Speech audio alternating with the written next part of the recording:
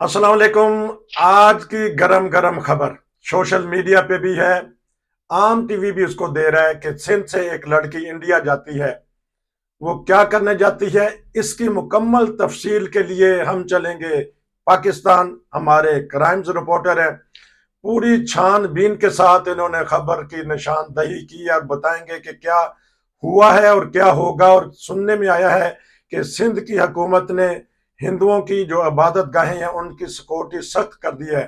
जी बताइएगा, आजकल social media पर और आम टीवी पे भी ये खबर आ रही है, इसकी क्या तफसीलात हैं जी। जी, आज से कुछ अर्सा कबल एक पाकिस्तानी नज़ाद खातून थी। पाकिस्तानी नज़ाद इसलिए कह रहे हैं कि उसने कहा है कि मैं शुरू से इंडिया से मोहब्बत करती हूँ, तो लिहाजा वो सुबह सिंध के एक इलाके में रहाइश पजीर थी, तो वहां पर उसको पबजी खेलने का शौक था। तो वो पबजी खेलती थी, तो उसकी रस्ते में एक हिंदू लड़के, अशोक नामी लड़के के साथ उसकी बातचीत चलनी शुरू होगी। फिर वो आपस में बातचीत तफ्तीश के मुताबिक प्यार मोहब्बत में बदल गई। अच्छा। तो उस मोहब्बत की जो बातचीत थी, उसके बाद इस लड़की ने अपना यहाँ से कुछ सामान, कुछ चीजें थी, उसको फरोख्त किया और यहाँ से ये दुबई चली गई। और दुबई से फिर इसने माइग्रेट करके नेपाल पहुंची है। वहां से फिर इन दोनों ने आपस में हिंदू मजहब के मुताबिक शादी कर ली और उसने ये बात बयान की है कि मैं, क्योंकि मुसलमान थी और मुझे ये लड़का शौक मेरे साथ गेम खेलता था, मुझे पसंद था, तो अब मैंने अपना मजहब छोड़ के इस्लाम, तो हिंदू मजहब इख्तियार कर लिया है। तो अब मैं इसके साथ जो है हिंदू मजहब में रहती हूँ। तो वहां पर जाके उसने वहाँ की जो मुकामी अदालत है और वहाँ पे जो गवर्नमेंट है उनकी लोकल, वहां पे जाके उसने केस फाइल किया कि मुझे यहाँ की नेशनलिटी दी जाए ताकि मैं यहाँ पर रहायश पजीर रख सकूँ। तो उसके बाद ये सारा मामला खुला कि ये क्या मामला हुआ था। तो वहां पे जो लोकल गवर्नमेंट है वो उसने फिर इसकी इंटेरोगेशन की। उसके बाद बात ये मीडिया में चली गई, तो उन्होंने इंटेरोगेशन किया, तो ये पता लगा कि ये जी पाकिस्तानी सिंध के हिंदू जो बरादरी है उन्होंने भी इसके ऊपर एहतजाज किया और ये सिंध की रहने वाली थी, मुसलमान थी, तो ये वहां से इस तरीके से माइग्रेट करके हिंदुस्तान पहुंची है। तो जब वहां उसको पकड़ा गया, उसके बाद इसकी जमानत हुई है। तो हिंदुस्तान के मुकामी टीवी चैनल्स की जो नुमाइंदगार है, जब उन्होंने इस बारे में इससे बातचीत की कि बताओ कि तुम मुसलमान हो, तो उससे इससे सवाल पूछे गए, तो वो मुनासिब जवाब नहीं दे सकी। उसके अंदर भी बड़ी इसमें तशवीशनाक सिचुएशन पाई गई कि इस लड़की को इस बात का इल्म ही नहीं है कि नमाज कितनी होती है और कलमा कितने हैं। तो कुछ ऐसे सवाल किए हैं जो भी सोशल मीडिया पर आए हैं, तो इससे भी इस पर डाउट हो गया कि ये जो खातून है ये मुसलमान थी ही नहीं। तो बाकी फर्दर जो पाकिस्तानी गवर्नमेंट की एजेंसीज है और दूसरे लोग हैं वो भी इसके ऊपर इंटेरोगेशन कर रहे हैं। खदशा ये भी जाहिर किया जा रहा है कि ये हो सकता है कहीं कहीं रॉ के एजेंट्स ना हो।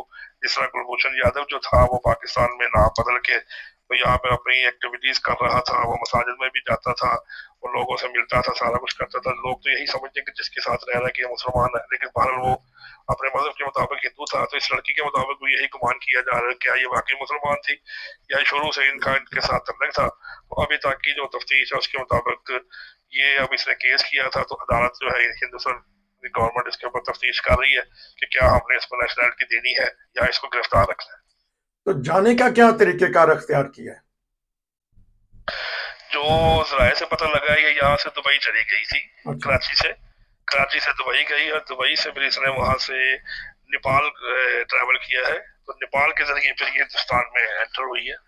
नेपाली गवर्नमेंट और हिंदुस्तान के साथ जो ममालिक है वहां पर वीजे का और बाकी मामला जो है वो बहुत ज्यादा सख्त नहीं है। हम्म। तो यहाँ से तो डायरेक्ट वो क्योंकि वाया कराची या वाया वाघा बॉर्डर तो नहीं जा सकती थी, यहाँ से तो जाने के लिए बकायदा वीजे का प्रोसेस है, वो कंट्री वाइज होता है। तो यहाँ से तो नहीं गई, लेकिन वहां से वाया दुबई और दुबई से नेपाल, तो वहां से वो लड़का जो है वो भी वहां तक आया। तो यार बारह ने जो रास्ता अपनाया जो अभी तक पता लगा है वो वाया दुबई है, तो दुबई से नेपाल और फिर हिंदुस्तान पहुंची है। तो ये अखराजात किसने उठाए हैं, क्योंकि एक बच्ची या एक खातून पाकिस्तान में रहते हुए तो कोई ना कोई तो पीछे होगा जो अखराजात उठा रहा था, वीजे का, पैसों जी, का।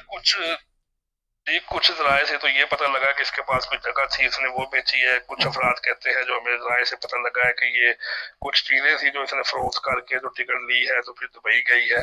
तो बहरहाल ये जो अभी सारी बातें तो पाकिस्तान के हाथ से जो इंटेरोगेशन है वो तो अभी जारी है, ताकि अभी तक वादे तौर पे तो नहीं बात सामने आ सकी कि असल इसके पास क्या सोर्स ऑफ इनकम था और इसने क्या बेचा था। लेकिन राय यही बता रहे हैं कि को प्लाट भी हो सकता है उसके पास था, इसने वो बेच दिया हो, या इसके पास कुछ चीजें थी और वो फरोख्त की है, तो करने के बाद फिर ये यहाँ से ट्रैवल किया इसने। तो ये भी खबरें चल रही थी कि ये शादीशुदा भी है और बच्चे भी हैं। जी बिल्कुल, इसकी पाकिस्तान में जो है वो शादी भी हुई थी, इसके 2 बच्चे भी हैं, बिल्कुल ये बात ठीक है। अच्छा। तो उनको भी जो इसके जो शोहर है और जो बाकी उसके खानदान के लोग हैं, वो अब जब ये बात सोशल मीडिया पे सारी एक्टिव हुई है, तो उसके बाद जो पाकिस्तानी गवर्नमेंट है और जो पाकिस्तानी इदारे हैं, वो उसके बाद उनको टेरोरिस्टेशन के लिए उन्होंने पकड़ा है। तो अब उनसे वो सारी मालूमात इकट्ठी की जा रही है। तो उम्मीद है इंशाल्लाह 2 से 4 रोज में ये सारी मालूमात क्लियर हो जाएगी कि किस तरह ये, क्या वो सोर्सेज थे जिसकी वजह से ये यहाँ से निकली है, और कैसे वो सोर्सेज है जिनकी वजह से जो पैसे का बंदोबस्त हुआ है, या ये कब से उसके साथ राब्ते में थी। तो ये तमाम तर रिकॉर्ड जो है ये पाकिस्तानी गवर्नमेंट जिसको मालूमात इकट्ठा कर रही है, तो इंशाल्लाह ये 2 से 4 दिन में जब इसकी मालूमात आ जाएगी तो फिर वो सारी आपसे शेयर कर दी जाएगी। तो जिस तरह आपने कहा है कि जमीन बेची होगी, जेवर बेचा होगा, तो फिर इसका मतलब है फैमिली मुकम्मल टब्बर मुलव्वस है इसमें। नहीं तो ये किस तरह हो सकता है कि चोरी छुपे ही ऐसा। जी बिल्कुल, आप जी जी बिल्कुल, इसी बात की तो इंटेरोगेशन की जा रही है कि क्या ये अकेली सारा कुछ किया, इतना बड़ा कदम अकेली खातून कैसे उठा सकती है। इसका मतलब है कि इसको किसी ने सपोर्ट किया है, जी। और किसी की सपोर्ट के साथ ही इसने ये सारा कुछ करके तो यहाँ से निकली है। तो अब इसी चीज की इंटेरोगेशन की जा रही है कि इसके साथ कौन कौन से लोग मुलव्वस है, क्या इसका शोहर मुलव्वस है, या इसके साथ कोई और जो दूसरे लोग हैं वो मुलव्वस है। ये भी देखने की कोशिश की जा रही है कि क्या इसके हिंदुस्तान के साथ कोई तल्लुकात तो नहीं निकला है, या कोई ऐसी बात तो नहीं है। तो बहरहाल कोशिश यही की जा रही है कि सारे के ऊपर जो है अभी तक वो ज्यादा गुफ्तगू तो नहीं कर सकते, क्योंकि अभी ये प्रोसेस जो इंटेरोगेशन में है। तो ये भी खदशा जाहिर किया जा रहा है कि हो सकता है कि ये इंडियन इंटेलिजेंस रॉ के साथ इसका तल्लुक हो, और रॉ ने इसको किसी मिशन के लिए पाकिस्तान भेजा हो और वो मिशन पूरा ना कर सकी हो, तो पाकिस्तानी गवर्नमेंट को या पाकिस्तान के इदारों को इस बात का पता लग गया हो, तो उसके बाद इसको फौरी तौर पर इसने वहां से निकलना मुनासिब समझा। तो ये सारी बातें अभी दौरान इंटेरोगेशन के अंदर साबित होंगी। अभी तो प्रोसेस चल रहा है, जैसे जैसे इसकी तफसीलात पता लगती रहेंगी तो इंशाल्लाह फिर वो आपको साथ शेयर कर दी जाएंगी। तो एक ये बात वो बता दीजिए, क्योंकि वो खबर आ चुकी है कि हिंदू कम्युनिटी के जो इबादत गाहें उनको क्या खतरा है सिंध में। सिंध में तो बहुत सारी हिंदू बरादरी है, और ये हम इंतहा पसंदी पे चले गए, बात और होती है, इबादत गाहों पे हम चले जाते हैं। जी, उसमें ये है कि हिंदू कम्युनिटी जो है यहाँ पे जो एक उनमें तशवीश की लहर दौड़ जाती है कि ये खातून जो है जो वो वहां जाकर उसने हिंदू मजहब इख्तियार कर लिया है। तो अक्सर वहां पे होता है कि अगर वहां पे कोई लड़की मुसलमान इस्लाम मजहब इख्तियार करती है, तो तभी लोग उनकी मुखालफत करते हैं, उनको कत्ल करने की धमकियां देते हैं। या कोई यहाँ से कोई मजहब तब्दील करके दूसरी जगह जाता है तो उसके लिए भी प्रॉब्लम आती है। पाकिस्तान वैसे ही इंतहा पसंदी की बड़ी एक तशवीशनाक लहर से दौड़ रहा है, गुजर रहा है। तो हालात के मुताबिक तो इसलिए था कि कल को कोई उनको इस हिंदुइज्म को, इस कम्युनिटी को उस लड़की की बदौलत या किसी वजह से टारगेट ना बना सके, हिट ना कर सके। तो इसलिए जो सिंध गवर्नमेंट है, जो सेंट्रल गवर्नमेंट है, उन्होंने ये डिसाइड किया कि वहां पर जो माइनॉरिटीज है उनकी सिक्योरिटी को थोड़ा सख्त किया जाए, ताकि वहां पर कोई किसी किस्म का नाखुशगवार वाकया ना पेश आ सके। नाजरीन, ये तो एक खुसूसी प्रोग्राम जो आजकल मौजू बना हुआ है।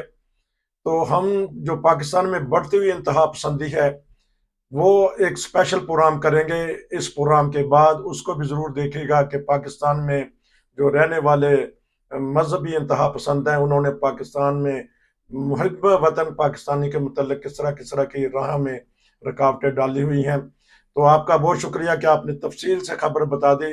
इंशाल्लाह फिर मिलेंगे। नसीर को इजाज़त दीजिए। अस्सलाम वालेकुम। शुक्रिया आपका।